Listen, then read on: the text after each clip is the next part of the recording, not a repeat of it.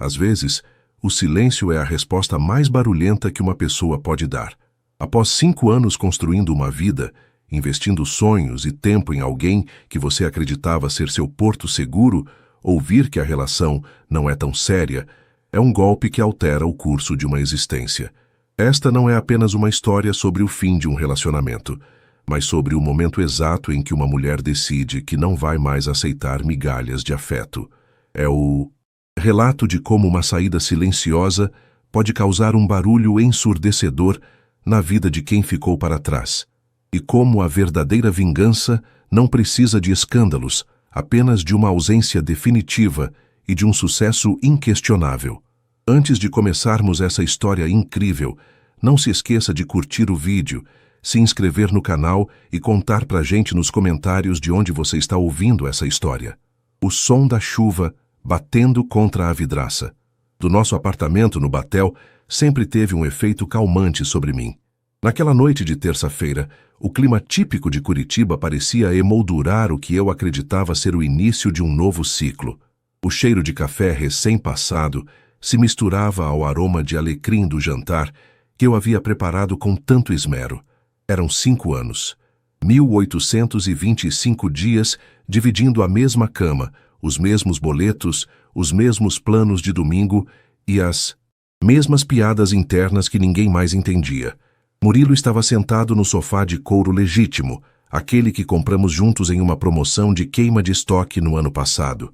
Ele deslizava o polegar pela tela do celular, o rosto iluminado pelo brilho frio do aparelho, alheio ao esforço que eu fizera para deixar a mesa posta com as nossas melhores louças. Eu o observava da cozinha, sentindo um nó leve no estômago, uma mistura de ansiedade e esperança. Eu tinha 32 anos, ele 34. Construímos uma vida confortável, estável. Eu era arquiteta sênior em um escritório renomado e ele gerenciava uma corretora de investimentos que estava decolando. Murilo, a janta está pronta. Deixa esse celular um pouco, eu disse, tentando manter o tom leve, mas havia uma urgência na minha voz que eu não conseguia disfarçar. Ele suspirou, um som arrastado, que indicava cansaço ou talvez tédio. Já vou, Elara. Só estou terminando de responder um grupo aqui. O pessoal do futebol está decidindo o churrasco de sábado. Ele finalmente se levantou e caminhou até a mesa. Sentou-se e serviu-se do risoto de cogumelo sem olhar para mim. O silêncio que se seguiu não era aquele silêncio confortável de quem se conhece profundamente, mas um silêncio denso, carregado de coisas não ditas. Eu respirei fundo, sentindo o ar frio que entrava pela fresta da janela. Murilo, eu estava pensando hoje. 5 anos é muito tempo, não acha? Comecei, mexendo na comida sem realmente ter fome. A gente já passou por tanta coisa. A mudança da sua mãe para o interior, a minha promoção, aquela viagem para Gramado onde a gente quase congelou. Ele soltou uma risadinha nasalada, ainda sem tirar os olhos do prato. Foi um tempo. Bom, o que tem isso? Eu acho que a gente está em uma fase de consolidação. Eu quero saber o que você pensa sobre o nosso próximo passo. Sabe, oficializar as coisas, casamento, talvez procurar uma casa com um jardim maior lá para os lados de Santa Felicidade. Eu quero construir algo mais sólido com você. O barulho do garfo batendo no prato de cerâmica soou como um tiro no apartamento silencioso. Murilo parou de mastigar. Ele lentamente levantou os olhos. E o que vi ali não foi carinho ou consideração, mas uma irritação genuína, quase como se eu o estivesse incomodando com uma pergunta absurda. Casamento? Ele soltou um riso seco, desprovido de qualquer humor. Tá de brincadeira, Elara. De onde você tirou isso agora? De onde eu tirei? Murilo, moramos juntos há 3 anos. Nossas vidas estão completamente entrelaçadas. Eu achei que era o caminho natural para a gente. Ele se inclinou para trás na cadeira, cruzando os braços sobre o peito. A expressão dele se tornou dura, fria. Escuta aqui. A gente está bem do jeito que está. Por que estragar tudo com papelada e essa pressão de família tradicional? Eu nunca te prometi nada disso. Nunca prometeu? Senti meu rosto arder. No nosso 3º aniversário, você disse que se via envelhecendo do meu lado. Ano passado, quando planejamos trocar de carro, Você falou em escolher um modelo que coubesse uma cadeirinha de bebê no futuro. Murilo se levantou abruptamente, a cadeira arrastando no chão de madeira com um guincho estridente. Ele começou a andar de um lado para o outro, gesticulando com impaciência. Isso é papo de momentos, Elara. Não viaja. A gente se diverte, a gente mora junto, dividimos as contas, mas casar, ter algo sério nesse nível, você tá forçando a barra. Tá de brincadeira? Não somos tão sérios assim. O mundo pareceu girar mais devagar. Aquela frase ecoou na minha cabeça, batendo nas paredes do meu crânio como um martelo. Não somos tão sérios. 5 anos. Eu sacrifiquei oportunidades de trabalho em São Paulo para ficar com ele. Eu cuidei dele quando ele teve aquela crise de cálculo renal e passei noites em claro no hospital. Eu ajudei a reformar o escritório dele com o meu próprio dinheiro e conhecimento técnico. Para ele, tudo aquilo era apenas uma convivência casual prolongada. Não somos tão sérios? Perguntei, minha voz saindo num sussurro trêmulo. Não para esse nível de cobrança. Ele gritou, perdendo a paciência de vez. Se você quer contrato e aliança, procurou o cara errado. Eu gosto da minha liberdade. Gosto de saber que, se eu quiser sair por aquela porta amanhã, eu não devo nada a ninguém. Não estraga a noite com esse seu sentimentalismo barato. Eu olhei para ele e, pela primeira vez em meia década, eu vi um estranho. O homem à minha frente não era o meu parceiro. Era apenas alguém que estava ocupando o espaço ao meu lado enquanto fosse conveniente. A dor inicial, aquela pontada aguda no peito, começou a ser substituída por uma clareza fria e cortante. Uma calma sobrenatural tomou conta de mim. Entendi. Eu disse simplesmente. Murilo pareceu surpreso com a minha falta de reação emocional. Ele esperava choro, gritos, uma súplica. Que bom que entendeu. Agora vou terminar de ver o jogo no quarto. Perdi a fome. Ele saiu da sala sem olhar para trás. Ouvi a porta do quarto bater. Fiquei ali, sentada à mesa posta, o risoto esfriando e o café agora amargo. Olhei para as minhas mãos e percebi que elas não estavam tremendo. Eu me levantei e comecei a limpar a mesa com movimentos mecânicos e precisos. Guardei as louças, lavei cada talher. Fui até o escritório. Peguei uma caixa de papelão que estava guardada no armário e comecei a colocar meus pertences mais essenciais. Meus livros de arquitetura, meu notebook, meus documentos. Eu me movia como uma sombra, silenciosa e eficiente. Eu não precisava de muito. O apartamento estava no nome dele, mas tudo o que dava à alma, aquele lugar era meu. Abri o guarda-roupa no quarto de visitas, onde eu mantinha algumas malas extras. Em silêncio absoluto, comecei a dobrar minhas roupas. Cada peça que eu colocava na mala era um ano que eu deixava para trás. O Murilo continuava no quarto principal, provavelmente com os fones de ouvido, imerso em seu mundo de investimentos e futebol, certo de que eu estaria na cama mais tarde, aceitando suas migalhas como sempre fiz. Às 11 da noite, eu estava pronta. 3 malas grandes e o meu material de trabalho. Peguei um post-it amarelo de cima da minha mesa de desenho e uma caneta nanquim. Escrevi apenas 4 palavras. Deixei o bilhete preso na cafeteira, o lugar onde ele certamente olharia primeiro pela manhã. Peguei as chaves do meu carro, chamei o elevador e saí. Enquanto descia para a garagem, senti o peso do meu peito diminuir. Ele achava que não éramos sérios. Pois bem, ele estava prestes a descobrir o quão séria eu poderia ser quando decidia encerrar um capítulo. O pânico dele não começaria naquela noite. Começaria quando ele percebesse que o anúncio que eu estava prestes a fazer mudaria tudo o que ele pensava saber sobre nós. O asfalto molhado da Avenida Visconde de Guarapuava refletia as luzes avermelhadas dos semáforos como se a cidade estivesse sangrando. Eu dirigia meu SUV prata com uma calma que beirava de anestesia. O aquecedor do carro estava no máximo, mas eu ainda sentia um frio que vinha de dentro. Um gelo que se instalara na base da minha coluna no momento em que Murilo proferiu aquelas palavras. Não somos tão sérios. 5 anos resumidos a uma casualidade conveniente para ele. Estacionei em frente a um hotel boutique no centro cívico. Eu precisava de um lugar neutro, onde o cheiro do amaciante dele ou a disposição dos nossos livros não me lembrassem da vida que eu acabara de encerrar. Enquanto fazia o check-in, a recepcionista, uma moça de traços poloneses chamada Irena, me olhou com uma simpatia discreta. Talvez ela visse o rastro de chuva e exaustão no meu rosto. Subi para o quarto, joguei as malas de qualquer jeito e me sentei na beira da cama. O silêncio do hotel era diferente do silêncio do nosso apartamento no Batel. Aqui, o silêncio era uma escolha, um recomeço.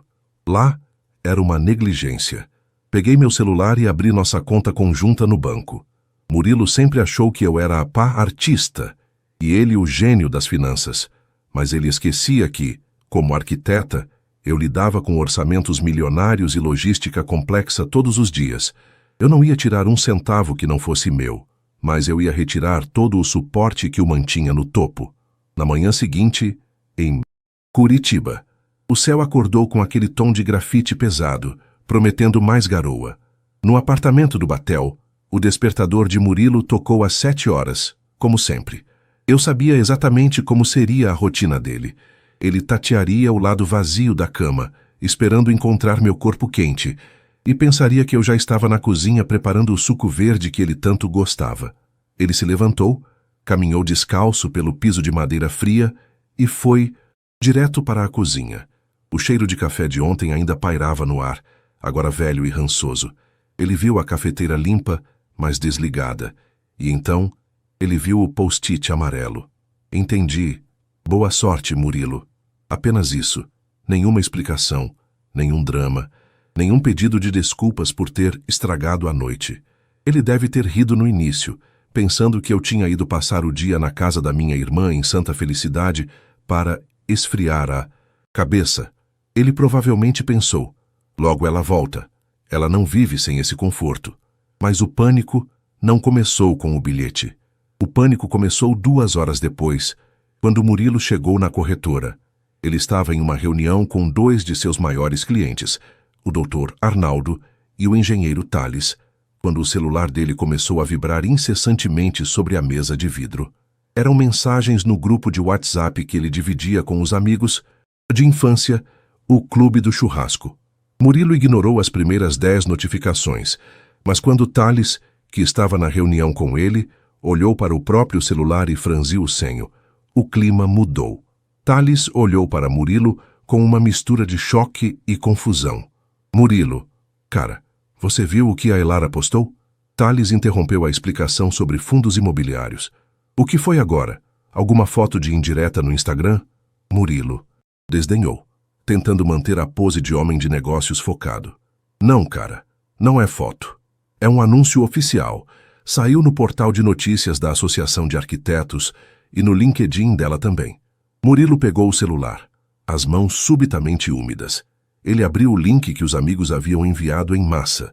O título da notícia era claro e profissional, mas para ele soou como um tiro.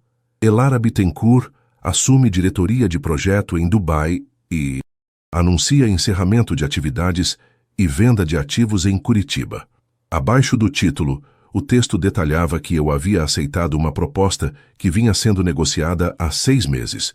Uma proposta que eu quase recusei por causa dele. O anúncio dizia que eu estava me mudando em 48 horas e que todas as minhas cotas na sociedade que eu tinha com Murilo em uma holding imobiliária estavam sendo postas à venda imediatamente para um grupo de investidores. Rival. O rosto de Murilo perdeu a cor. O sangue parecia ter fugido para os pés. Aquela holding era o que garantia a alavancagem financeira da corretora dele. Sem as minhas garantias técnicas e o meu capital, ele ficaria exposto. Mas não era só isso. O anúncio incluía uma nota pessoal no final do meu perfil, iniciando uma nova fase de vida, priorizando parcerias que compreendam o valor do compromisso e da seriedade. Os amigos no grupo não perdoaram.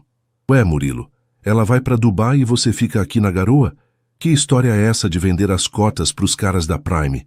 Você tá quebrado, bicho. Achei que vocês iam casar. Ela colocou até o apartamento à venda no site da imobiliária. Sim, eu tinha colocado a minha parte do apartamento à venda. Como o imóvel estava no nome dos dois, e eu tinha uma procuração para assuntos administrativos que ele mesmo assinou para facilitar as reformas. Eu dei entrada no distrato de condomínio e na partilha. Murilo saiu da reunião sem pedir licença. Ele correu para o estacionamento, o coração martelando contra as costelas. Ele tentou me ligar. 1, 2, 10 vezes. O número chamado não está disponível ou se encontra fora da área de cobertura. Ele dirigiu de volta para o batel como um louco, ignorando radares. Ele precisava me encontrar. Precisava dizer que tinha sido um mal-entendido, que ele estava apenas estressado. Quando ele abriu a porta do apartamento, o silêncio o atingiu como um soco. Ele correu para o closet. Metade das prateleiras estava vazia. O cheiro do meu perfume, aquele de sândalo e jasmim que ele dizia adorar, ainda estava lá, mas as roupas, os sapatos, as joias, tudo havia sumido. Ele se sentou no chão do closet, rodeado pelo vazio. Foi então que ele viu, no fundo da prateleira de cima, a caixa de veludo azul que ele nunca tinha aberto. Dentro, havia um par de alianças que eu mesma tinha mandado desenhar há 1 ano, esperando o momento certo. Junto delas, um comprovante de reserva para uma viagem à Itália que eu pagaria como surpresa para o aniversário dele. O telefone dele tocou novamente. Era Breno, seu melhor amigo e sócio minoritário.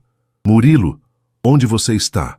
Os advogados da Elara acabaram de chegar aqui no escritório com uma notificação de retirada de sociedade e um bloqueio preventivo das contas vinculadas.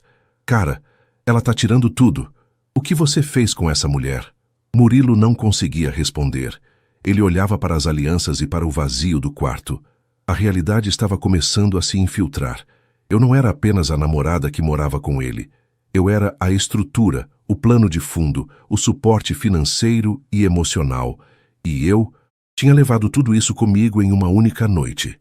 Ele sentiu um nó na garganta, uma náusea crescente. Ele sempre se orgulhou de ser o homem que não devia nada a ninguém. Agora, ele percebia que devia tudo a uma mulher que ele acabara de expulsar de sua vida por puro egoísmo. E o pior, o mundo inteiro estava assistindo à sua queda em tempo real através daquele anúncio sensacionalista que os amigos não paravam de compartilhar. Eu, do outro lado da cidade, observava o movimento de Curitiba da sacada do hotel. O meu passaporte estava sobre a mesa, junto com o contrato assinado para Dubai. Eu sentia uma dor aguda. Sim, mas era a dor de um membro amputado que já estava gangrenado. Eu estava livre. E a vingança? A vingança não era o dinheiro ou o sucesso profissional. A vingança era deixá-lo exatamente como ele queria ser, livre de qualquer compromisso sério, mas completamente sozinho no vazio que ele mesmo criou. O escritório da corretora de Murilo, no coração do batel, nunca pareceu tão sufocante. O ar-condicionado, que ele sempre mantinha em 18 graus, agora parecia soprar um vento quente e carregado. Murilo estava sentado atrás de sua mesa de carvalho, as mãos enterradas nos cabelos. O telefone não parava de tocar. Não eram apenas os amigos do Clube do Churrasco, com suas piadas ácidas e perguntas invasivas. Eram os investidores. A notícia que eu havia espalhado de forma tão cirúrgica e profissional no LinkedIn e nos portais de arquitetura de Curitiba tinha agido como um vírus. No mundo dos negócios de alto padrão, a percepção de estabilidade é tudo. E a imagem de Murilo estava intrinsecamente ligada à minha. Ele era o tubarão dos investimentos. Mas todos sabiam que era a minha visão estética e os meus contatos com as grandes construtoras que traziam os projetos exclusivos para a mesa dele.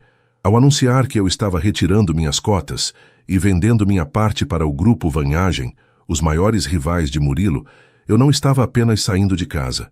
Eu estava puxando o tapete de uma estrutura que ele acreditava ser inabalável. O pânico dele, que começou com o bilhete, agora era uma convulsão social. Ele abriu o grupo de WhatsApp novamente. A última mensagem era de Ricardo, um dos seus maiores clientes. Murilo, vi o anúncio da Elara.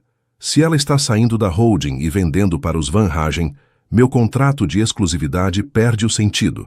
Meu advogado vai entrar em contato para revermos a cláusula de desempenho. Boa sorte com a liberdade. Aí, cara. Murilo sentiu um suor frio escorrer pelas costas. Ele pegou as chaves do carro e saiu da sala sem falar com a secretária, que o olhava com uma expressão de pena que o irritava profundamente. Ele precisava me encontrar. Ele achava que eu estava em algum lugar da cidade, escondida, esperando que ele implorasse. Ele ainda não tinha entendido que, para mim, o tempo de implorar ou de esperar tinha acabado no momento em que ele disse: "Não somos tão sérios." Enquanto isso, eu estava no aeroporto internacional Afonso Pena. O som ambiente do aeroporto sempre me fascinou. O anúncio dos voos, o rodar das malas, o burburinho de pessoas indo e vindo. Sentei-me em um café na área de embarque, segurando uma xícara de chocolate quente. O cheiro doce e reconfortante era o contraste perfeito para a frieza dos meus atos nas últimas 12 horas. Eu me sentia leve. Não era a leveza da alegria, mas a leveza de quem soltou uma âncora pesada em alto mar. Meu celular vibrou. O nome dele brilhava na tela. Murilo. Deixei tocar até cair na caixa postal. Ele tentou de novo e de novo. Na quinta tentativa, eu atendi. Eu queria ouvir a voz dele uma última vez. Não por saudade, mas para confirmar que a versão dele que eu amava era uma construção da minha própria carência. Elara, onde você está? Que loucura é essa que você postou? Você tem noção do estrago que está fazendo? A voz dele estava alta, trêmula, desprovida daquela arrogância habitual. Olá, Murilo. O estrago, como você diz, é apenas o resultado de uma transição profissional. Eu aceitei a diretoria em Dubai. Você sabia que eu tinha essa proposta há meses. Eu só estava esperando um motivo para ficar. E ontem você me deu todos os motivos para ir, respondi, minha voz soando tão estável quanto o concreto das torres que eu projetava. Mas vender para os Van Hagen, você sabe que eles querem me derrubar. Você está sendo vingativa, Elara. Isso não combina com você. E esse anúncio, todo mundo está comentando. Meus amigos, meus clientes, você me expôs ao ridículo. Eu soltei um riso curto, sentindo o gosto amargo do chocolate nos lábios. Eu não te expus, Murilo. Eu apenas anunciei a minha saída. Se a sua reputação é tão frágil que depende da minha presença silenciosa ao seu lado, talvez você nunca tenha sido o homem de negócios que diz ser. E sobre ser sério, bem, você disse que não éramos. Então, como uma mulher solteira e independente, eu tenho todo o direito de vender meus ativos para quem pagar melhor. Os Van Hagen pagaram à vista. Elara, volta para casa. Vamos conversar. Eu estava estressado ontem. A gente pode ver essa história da aliança. Eu vi a caixa no closet. A gente pode viajar para a Itália, como você queria. Eu faço o que você quiser, mas não me deixa nesse buraco. Eu fechei os olhos por um segundo, ouvindo o desespero dele. Era tarde demais. O amor que eu sentia tinha sido incinerado por aquelas palavras brutais na noite anterior. O que restava eram cinzas. E cinzas não se tornam fogo novamente. Você não quer a mim, Murilo. Você quer a estabilidade que eu te dava. Você quer a arquiteta premiada para exibir nos jantares e a mulher que cuida da sua vida para você focar no seu ego. Mas eu cansei de ser o alicerce de um prédio que não me pertence. O bilhete na cafeteira foi o meu último ato de cuidado. A partir de agora, você é o único responsável pela sua liberdade. Você não pode fazer isso. Ele gritou, mas a voz dele falhou no final. Eu já fiz. Meu voo sai em 1 hora. O advogado vai cuidar da venda do apartamento e da dissolução da holding. Não. Me procure mais. Ah, e Murilo? Boa sorte com o churrasco de sábado. Espero que seus amigos sejam tão sérios com você quanto você foi comigo. Desliguei. Bloqueei o número. Senti uma onda de adrenalina percorrer meu corpo, seguida por uma paz profunda. Olhei para o painel de voos. Embarque próximo. Dubai. Peguei minha bolsa de mão, ajeitei o casaco de lã e caminhei em direção ao portão de embarque. Enquanto passava pelo Free Shop, vi meu reflexo em um dos espelhos grandes. Meus olhos, antes cansados e opacos pela rotina de uma relação sem futuro, agora brilhavam com uma determinação feroz. A vingança não era ver o Murilo na miséria, embora a perda financeira e social fosse ser um golpe duro para o ego dele. A verdadeira vingança era o fato de que eu estava levando comigo tudo o que ele mais precisava. A minha essência, o meu talento e a minha vida. Ele ficaria com o apartamento vazio, com as garrafas de vinho caras que eu escolhi e com a liberdade que ele tanto clamava. mas que agora pesaria sobre seus ombros como uma sentença de solidão. Enquanto o avião ganhava velocidade na pista do Afonso Pena, eu olhei pela janela. As luzes de Curitiba iam se tornando pequenos pontos de luz sob a chuva fina. Eu estava deixando para trás 5 anos de ilusão para construir algo real. Em Dubai, o sol seria forte, a arquitetura seria desafiadora e, pela primeira vez em muito tempo, eu seria a única dona da minha história. O pânico do Murilo era apenas o começo do seu aprendizado. O meu aprendizado, no entanto, já estava completo. Nunca mais eu permitiria que alguém chamasse de brincadeira o que eu tratava com a maior seriedade do mundo, o meu próprio coração. As 14 horas de voo entre o Brasil e os Emirados Árabes Unidos foram um purgatório necessário. No casulo da classe executiva, cercada pelo luxo impessoal e pelo zumbido constante das turbinas, eu tive tempo para processar o luto da vida que deixei para trás. Não era o luto pela perda do Murilo, mas o luto pela mulher que eu fui ao lado dele, uma versão diminuída de mim mesma, que pedia permissão para sonhar e que aceitava o segundo plano em troca de uma estabilidade que, no fim, era apenas uma ilusão financiada pelo meu próprio esforço.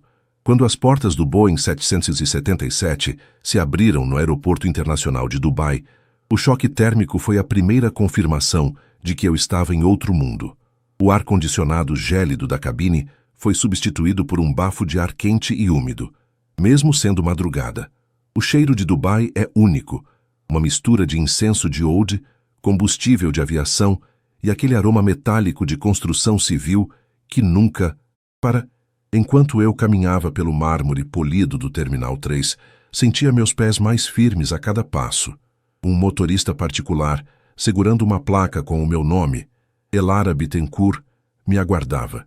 Ele me conduziu a um sedã de luxo preto. O interior cheirava a couro novo e sândalo. Enquanto atravessávamos a Sheikh Zayed Road, eu observava os arranha-céus que pareciam feitos de luz e ambição. O Burj Khalifa se erguia à distância como uma agulha de prata furando o céu escuro. Ali, ninguém sabia quem era o Murilo. Ali, eu não era a namorada de 5 anos. Eu era a arquiteta sênior contratada para liderar a nova ala do complexo portuário de Jebel Ali. Fui instalada temporariamente em um apartamento no 45º andar na Dubai Marina. A vista para o canal artificial, com seus iates multimilionários e luzes refletidas na água mansa, era o oposto do cinza melancólico do batel.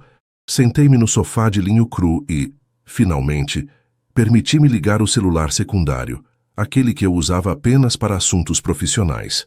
As notificações não paravam.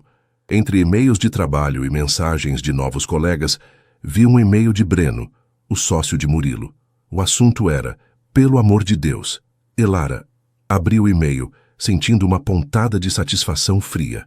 Elara, eu sei que você está com raiva, mas o que você fez foi um massacre. O grupo Van Hagen já enviou os peritos para avaliar a holding.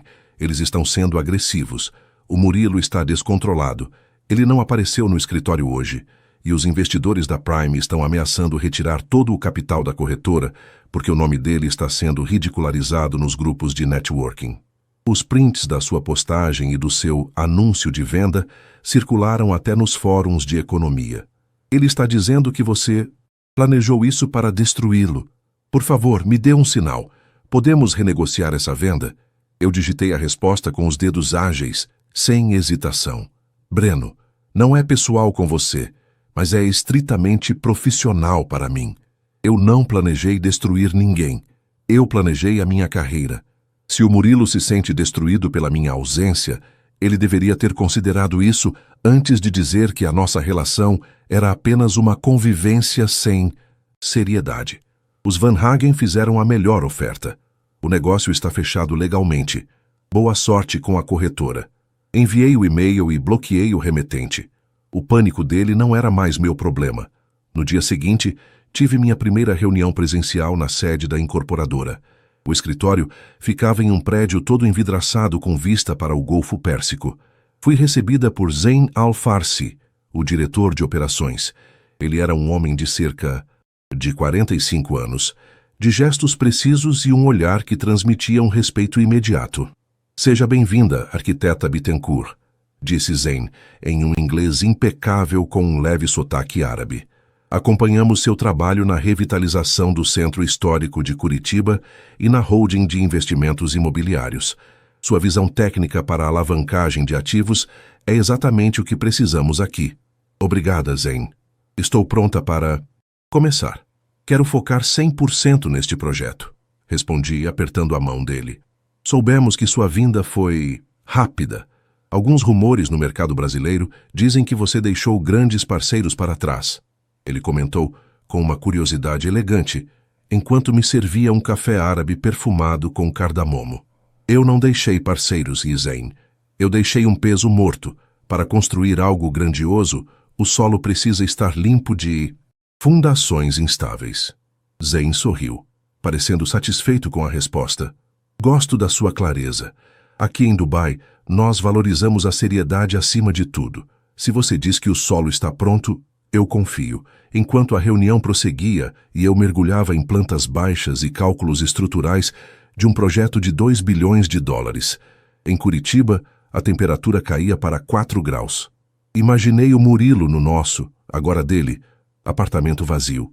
Imaginei-o tentando explicar para os amigos no churrasco de sábado por que a mulher que ele chamava de não tão séria tinha o poder de retirar o oxigênio financeiro dele. Eu sabia, através de uma amiga em comum, a Lívia, que o sábado tinha sido um desastre para ele. Murilo tentou manter as aparências. Comprou carnes nobres no mercado municipal, abriu vinhos que eu tinha guardado para ocasiões especiais e convidou a elite dos corretores de Curitiba. Ele queria mostrar que estava por cima, que a minha partida era um alívio. Ele estava patético, Zelara. Lívia me contou, em um áudio de 5 minutos que ouvi, enquanto caminhava pela praia de Jumeira ao pôr do sol. Ele bebeu demais. Ficava repetindo que você era louca e vingativa. Mas o clima pesou quando o Thales perguntou como ele ia pagar a parcela do financiamento da sede nova, agora que você bloqueou as contas da holding. O Murilo começou a gritar. Disse que não precisava de você para nada. Mas quando o pessoal viu que os Van Hagen postaram uma foto comemorando a nova aquisição estratégica, citando o seu nome, metade das pessoas foi embora. Ninguém quer estar perto de quem está perdendo prestígio. Ele terminou a noite sentado sozinho na churrasqueira, falando com as paredes. Ouvir aquilo não me deu a alegria que eu achei que daria. Deu-me algo melhor: indiferença. A vingança estava sendo servida pela própria realidade que ele mesmo ignorou por 5 anos. Ele achava que eu era apenas um acessório na vida dele, um móvel bonito que ele podia trocar ou ignorar. Agora, ele descobria que eu era a estrutura de sustentação, e quando você remove a sustentação, o teto desaba. Não por maldade da viga, mas por física básica. Eu desliguei o áudio e olhei para o mar. O sol se escondia atrás do horizonte, pintando o céu de laranja e violeta. Eu tinha um jantar com a equipe de engenharia e depois precisava revisar o orçamento de materiais para a manhã seguinte. Minha vida em Dubai estava apenas começando e a seriedade com que eu estava sendo tratada ali era o bálsamo que curava as feridas deixadas por aquele grito no jantar em Curitiba. Murilo ainda tentaria me alcançar. Eu conhecia o ego dele. Ele não aceitaria a derrota tão facilmente. Ele acharia um jeito de tentar me ferir de volta ou de me atrair para um diálogo. Mas o que ele não entendia é que, daqui de cima, do quartil ao quinto andar de uma vida nova, ele parecia cada vez menor, tão pequeno que, em breve, eu nem precisaria mais me esforçar para não enxergá-lo. O canteiro de obras em Jebel Ali era uma sinfonia de caos controlado. O som das bate-estacas contra o solo arenoso, o grito dos guindastes e o vai-vem de centenas de operários em seus coletes refletivos criavam uma atmosfera de urgência que eu adorava. Eu estava lá, com meu capacete branco e botas de proteção, observando o sol de Dubai subir como uma moeda de ouro incandescente no horizonte. O calor já começava a cobrar seu preço e o suor escorria pela minha nuca, mas eu nunca me senti tão viva. Eu estava liderando uma equipe de engenheiros de 6 nacionalidades diferentes. O desafio era monumental. O solo naquela região era traiçoeiro, uma mistura de areia instável e bolsões de água salobra. Se o cálculo estrutural falhasse, o prédio não apenas racharia, ele afundaria no deserto. Era uma metáfora perfeita para a minha vida com o Murilo. Por 5 anos, eu tentei construir um arranha-céu de sonhos sobre o solo movediço do ego dele. Agora, eu estava aprendendo a estabilizar as coisas com aço, concreto e, acima de tudo, verdade. Enquanto eu revisava as plantas na sala técnica climatizada do canteiro, meu tablet apitou. Era uma notificação do meu advogado no Brasil, o Dr. Renato. Ele estava cuidando dos detalhes da venda da minha parte na holding para os Van Hagen. Elara, você tem 1 minuto? A voz do Dr. Renato soou firme quando atendi. Claro, Renato. Algum problema com os Van Hagen? Com eles não. Eles estão rindo à toa. Já assumiram a cadeira no conselho e estão bloqueando todas as decisões unilaterais que o Murilo tentou tomar esta semana. Mas, durante a auditoria para a transferência definitiva das cotas, descobrimos algo que você precisa saber. Senti um calafrio, apesar dos 40 graus lá fora. O que foi? Murilo vinha usando o seu nome como avalista em empréstimos pessoais de alto risco nos últimos 2 anos. Ele aproveitou aquela procuração plena que você assinou para a reforma do escritório dele. Ele contraiu uma dívida de quase 2 milhões de reais em seu nome, Elara. E o pior, ele usou o apartamento do Batel como garantia secundária, sem te avisar. O ar pareceu faltar nos meus pulmões. O nó que eu achei que tinha desatado voltou com força total. Não era apenas falta de seriedade. Era má fé. Era traição financeira. Ele não apenas não queria casar comigo. Ele estava me usando como um escudo humano para as suas apostas arriscadas no mercado financeiro. Se eu não tivesse saído quando saí, se eu não tivesse vendido as minhas cotas agora, eu seria arrastada para o buraco junto com ele em poucos meses. Ele sabia que a casa ia cair, Renato? Perguntei, a voz saindo fria como o gelo. Ele esperava que um dos fundos dele desse retorno antes de você descobrir. Mas com a sua saída e o anúncio em Dubai, os bancos entraram em alerta. Eles pediram a antecipação das garantias. Murilo está encurralado. Ele não tem liquidez para cobrir isso sem vender a parte dele na corretora. Pois deixe que ele venda. Eu disse, sentindo uma raiva transformadora. Renato, quero que você anexe essas descobertas ao processo de dissolução. Não quero apenas sair. Quero que cada centavo que ele usou do meu crédito seja descontado da parte dele na venda do apartamento. Eu não vou pagar pelas dívidas de jogo de um homem que me chamou de brincadeira. Desliguei o telefone e olhei para o mapa de tensões do prédio na minha frente. Por um momento, a imagem do Murilo choramingando no telefone no capítulo anterior me pareceu ainda mais desprezível. Ele não estava desesperado porque me amava. Ele estava desesperado porque sua fiadora de luxo tinha pegado um avião para o outro lado do mundo. Naquela noite, fui jantar no DFC, o centro financeiro de Dubai. O ambiente era cosmopolita, cheio de homens e mulheres de negócios que falavam em bilhões, com a mesma naturalidade com que pediam um café. Eu estava sentada com Zain Al-Farsi e alguns investidores locais. Você parece distraída, Elara, observou Zain, cortando delicadamente seu cordeiro. Problemas com as fundações? Descobri que algumas fundações antigas eram muito mais podres do que eu imaginava, Zain, respondi, tomando um gole de água com gás. Mas já providenciei a limpeza. Em arquitetura, como na vida, às vezes você precisa demolir tudo até chegar na rocha firme. Zain assentiu, me observando com uma admiração que não era apenas profissional. Havia um respeito ali que eu nunca recebi do Murilo. O mercado em Curitiba está agitado com as notícias sobre sua antiga sociedade. Dizem que seu ex-parceiro está tentando contestar a venda judicialmente. Ele alega danos morais pela forma como você anunciou sua partida. Eu sorri, um sorriso que não chegava aos olhos. Ele pode alegar o que quiser. O Dr. Renato já tem as provas das dívidas que ele contraiu no meu nome. Se ele quer levar isso para o tribunal, ele vai sair de lá não apenas solteiro, mas insolvente. Eu não sou mais a mulher que aceita migalhas de atenção enquanto paga as contas. O jantar continuou, e eu recebi uma mensagem de texto de um número desconhecido. Era o Murilo, usando o celular de outra pessoa. Elara, eu imploro, retire a queixa sobre os empréstimos. Os Van Hagen estão usando isso para forçar a minha saída da corretora por justa causa ética. Se você fizer isso, eu perco tudo.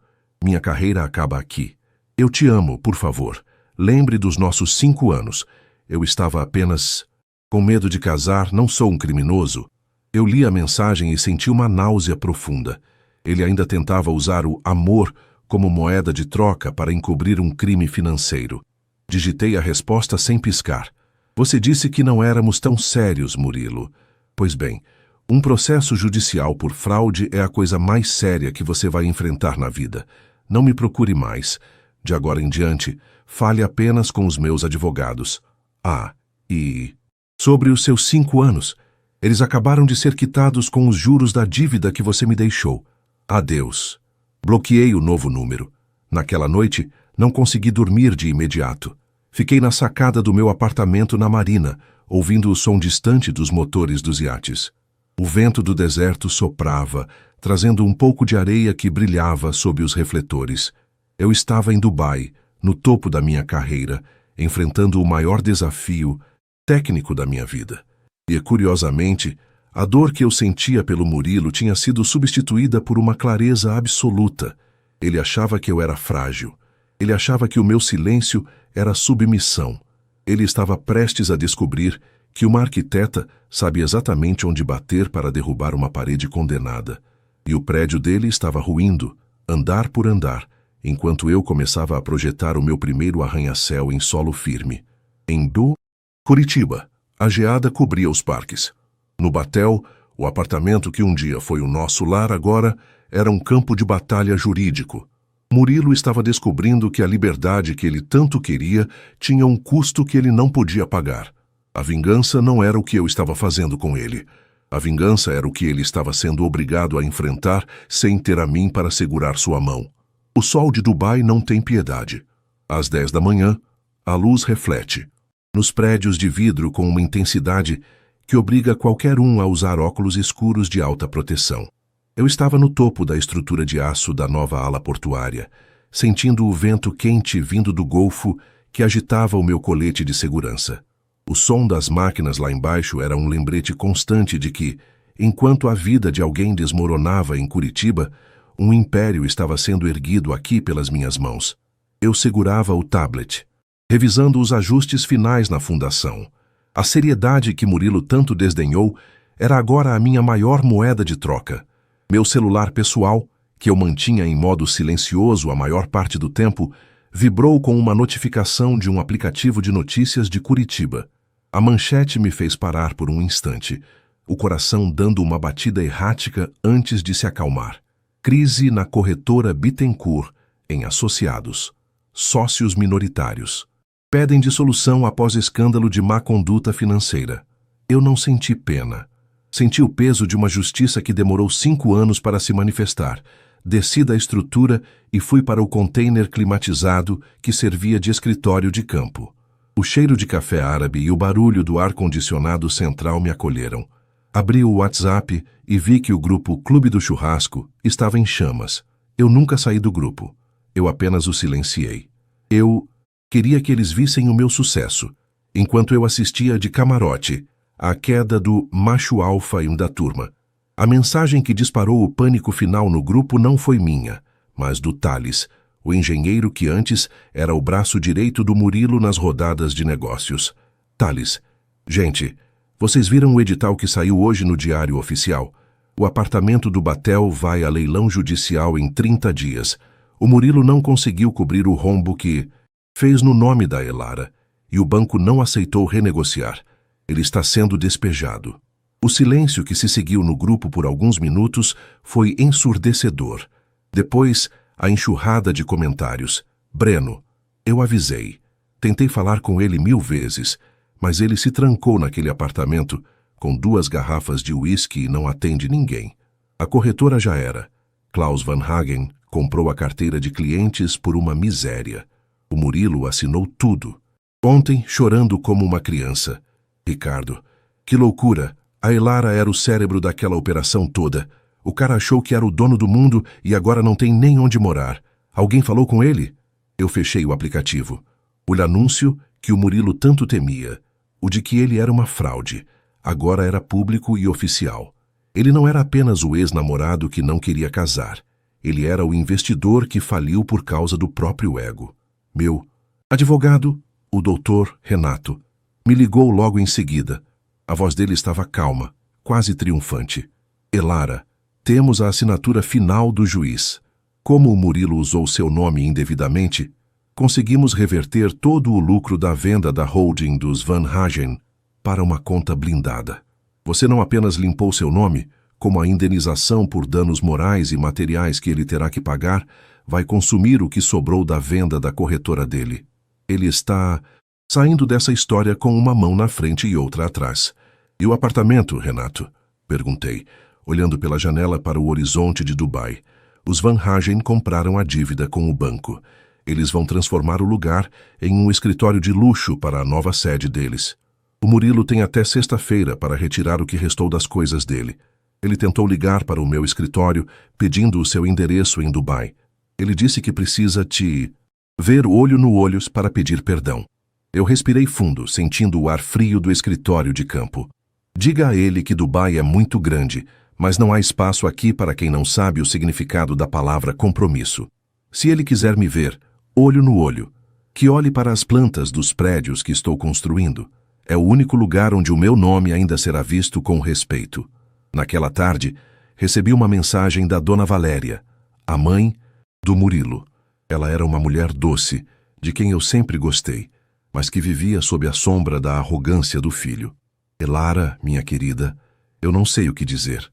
O Murilo me contou o que aconteceu, ou pelo menos a versão dele. Eu vi as notícias. Ele está em um estado deplorável. Ele me disse que você armou para ele, mas eu te conheço. Eu sei que você aguentou muito. Eu só queria te pedir que, se puder, não deixe que ele vá. Preso. Ele é um tolo, mas é meu filho. Senti uma pontada de tristeza pela Dona Valéria. Dona Valéria, respondi por áudio. Eu não armei nada. Eu apenas parei de carregar o Murilo nas costas.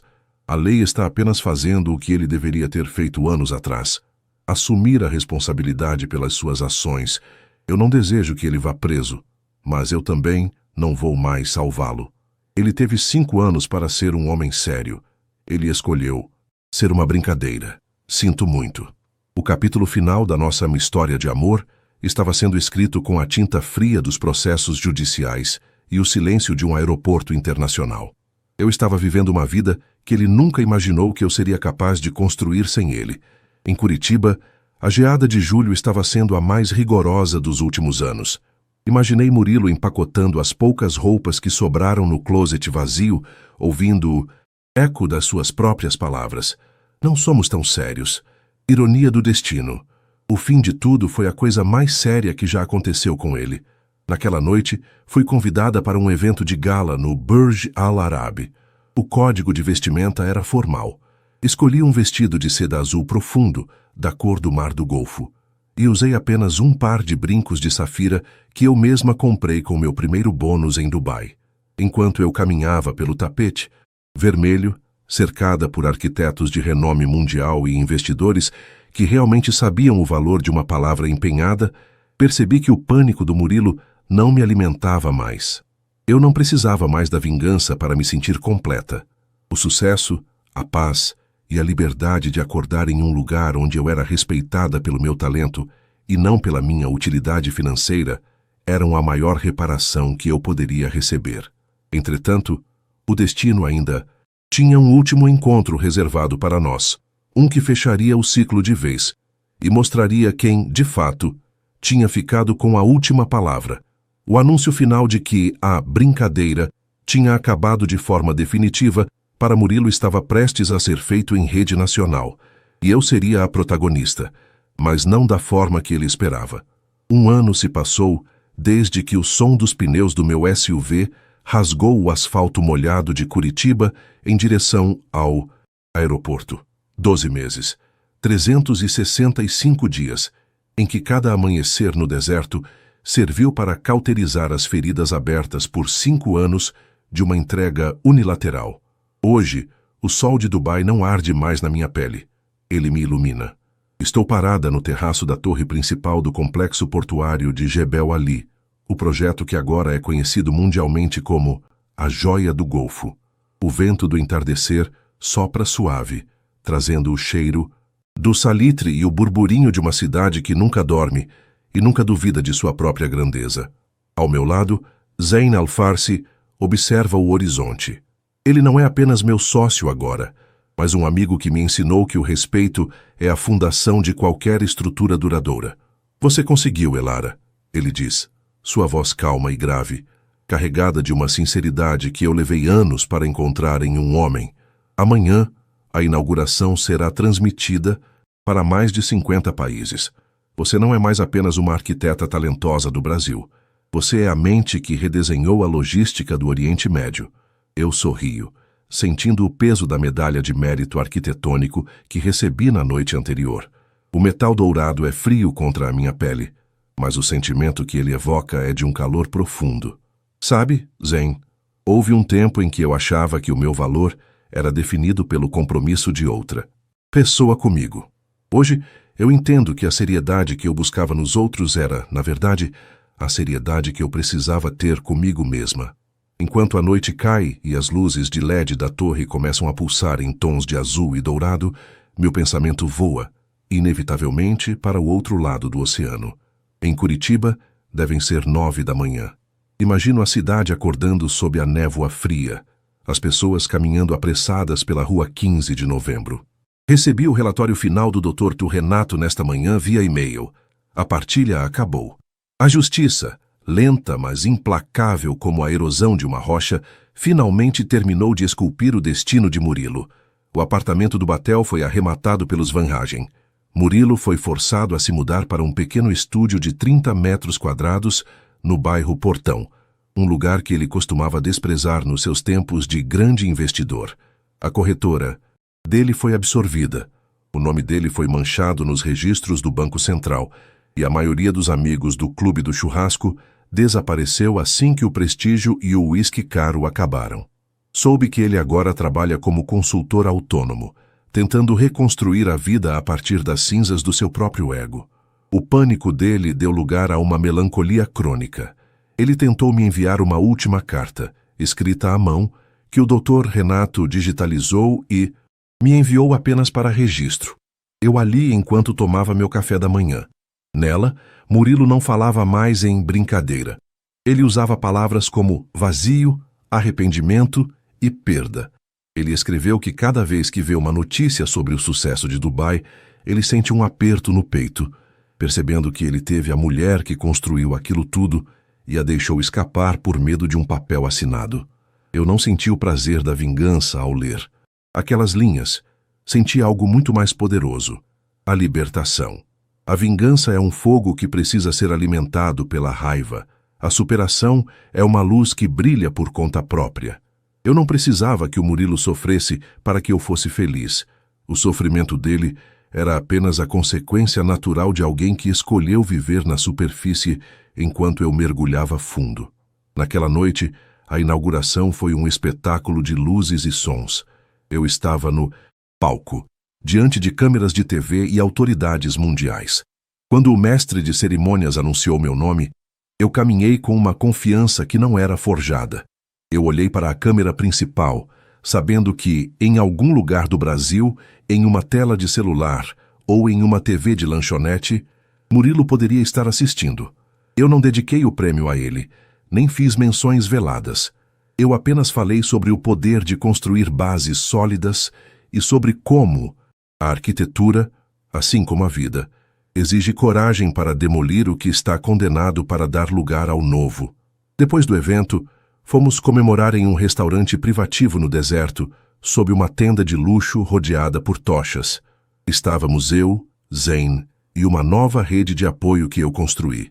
Pessoas que me valorizavam não pelo que eu podia dar financeiramente, mas pela clareza do meu pensamento e pela lealdade do meu caráter. Entre elas estava Kyle, um engenheiro calculista dinamarquês que, nos últimos meses, tinha se tornado uma presença constante e gentil nos meus dias.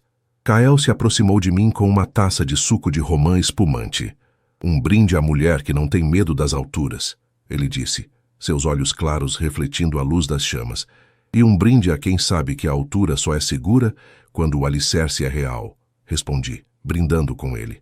Havia algo novo crescendo entre nós.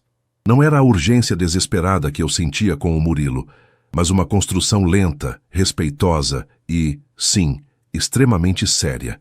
Kael conhecia minha história. Ele não via a minha força como uma ameaça ao seu ego, mas como um ativo a ser celebrado. Com ele, eu não precisava pedir por casamento ou por planos de futuro.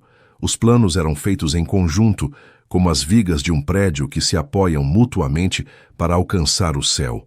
Enquanto olhava para as estrelas do deserto, percebi que a minha vingança estava completa. E ela não tinha o rosto do Murilo em desespero. Ela tinha o meu rosto em paz. Eu saí de casa naquela noite em Curitiba com um bilhete de 4 palavras e uma mala cheia de dor. Hoje, eu tinha o mundo aos meus pés e uma alma que não precisava mais de validação externa. O pânico dele foi o catalisador, mas a minha vontade foi o motor. O Murilo gritou que não éramos sérios, e o universo concordou com ele. Realmente não éramos. Eu era séria demais para a mediocridade dele, e ele era pequeno demais para a imensidão que eu estava destinada a construir. A história que começou com um grito em uma mesa de jantar no Batel terminou com o silêncio majestoso do deserto, onde o único som que importa é o batimento compassado de um coração que aprendeu a se amar primeiro. Eu não era mais a namorada de alguém. Eu era Elara Bittencourt, a arquiteta do meu próprio destino. E este, sem dúvida, era o projeto mais ambicioso e bem-sucedido da minha vida. A vida seguiu seu curso. Murilo tornou-se uma sombra do que foi, uma lição viva de que o descaso tem preço. E eu segui construindo, porque, para quem tem o aço na alma e o horizonte nos olhos, o céu não é o limite, é apenas o começo da próxima obra.